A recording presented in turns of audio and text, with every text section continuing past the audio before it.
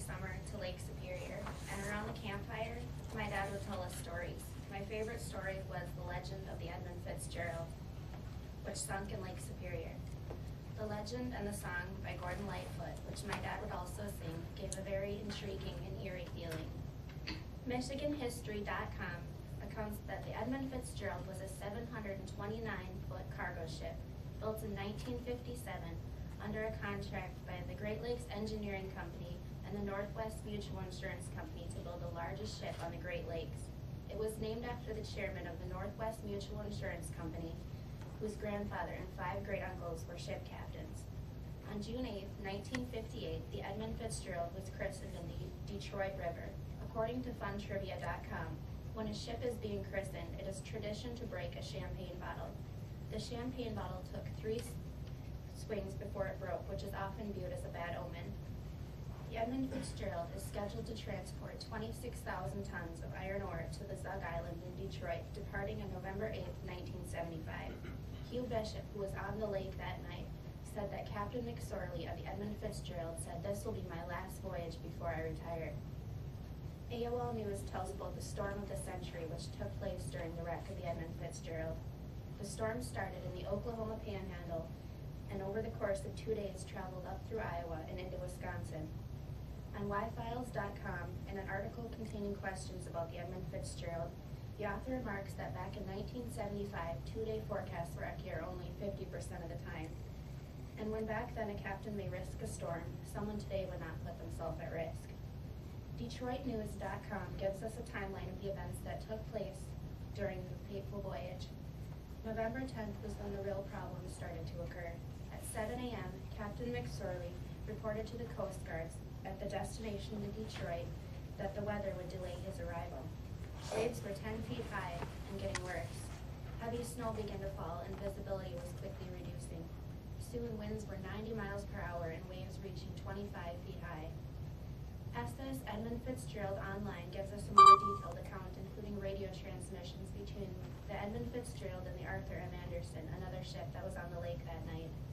At 3:15 p.m., Captain Cooper of the Arthur M. Anderson reports that the Edmund Fitzgerald is too close to the 6-fathom shoal, which is a shallow area of the lake where it was later believed that the ship bottomed out, scraping off part of the vessel, causing it to take in water.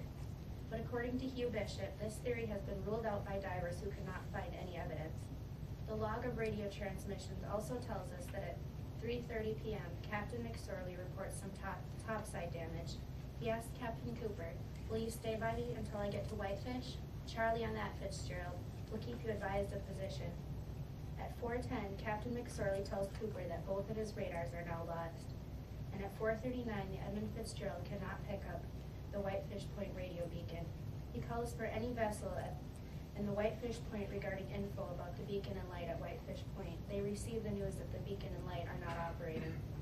McSorley then radios channel 16, the emergency channel. Near 7 p.m., Captain Cooper says to Captain McSorley, "Fitz, this is the Anderson. We are about 10 miles behind you, gaining about 1.5 miles per hour. There's a target 19 miles ahead of us, 9 miles ahead of you." "Well, am I going to clear?" "Yes, he's going to pass to the west of you." "Well, fine. By the way, Fitz, how are you making out with your problem?" "We are holding our own." "We are holding our own" would be the last thing anyone would ever hear from any of the 29 crewmen aboard the Edmund Fitzgerald. Shortly after this, the Edmund Fitzgerald disappears from the Anderson's radar. The Anderson made it safely to Whitefish Point. The Coast Guard tells Captain Cooper that he will have to take the ship back out to look for the Fitzgerald. He tried telling his men that they would have to go back out into the storm, but hesitantly agreed to help his friends. They get to the area where the Fitz disappeared from radar and find nothing but debris and floating lifeboats. After the sinking, theories arose as to what caused it to sink. The theories were bottoming out near the 6-fathom shoal, faulty or improperly fastened hatch covers, and the ship splitting in half when going on top of 2 very large waves. I think we'll just as soon discover what caused the wreck as who shot JFK. Hugh Bishop says that he saw hatch covers being very quickly done and may not have been fastened, but on such a large ship, this could not have taken enough water for such a large ship to sink, and certainly not enough for it to break in half, but could have been a contributing factor. The Edmund Fitzgerald now lays beneath 530 feet of freezing water in 2 pieces. No bodies were ever found, and the ship will never be recovered. However, the bell was pulled from the wreck and is on display at the Great Lakes Shipwreck Museum in Whitefish Point. Every November 10th, the bell rings 29 times in memorial to each crew member lost in the wreck of the Edmund Fitzgerald. To quote the song by Gordon Lightfoot, "The legend lives on from the Chippewa on down of the big lake they call Gitche Gumee. The lake, it is said, never gives up her dead when the skies of November turn gloomy. Now all that remains are the faces and names of the wives and the sons and the daughters." Thank you for listening, and I would like to take this time to answer any questions that you may have.